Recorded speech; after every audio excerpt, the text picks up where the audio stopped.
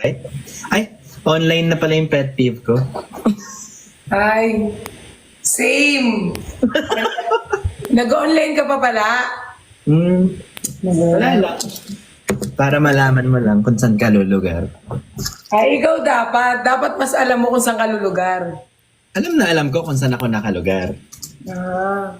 Iisang lugar lang naman yung... Para lumalagpas ka sa ano mo eh. Parang hindi, kahit hindi mo lugar, pinupuntahan mo. Excuse me, ako ang pinupuntahan. Oo, talaga. Kamusta nga pala yung Hong Kong mo? Anong pakialam mo? Ba't kailangan mong tanungin? Kunyari lang, may pakialam ako. Anyway, Saan ka na naman nag-zumba? Hindi ka talaga napipirmi sa bahay mo, no?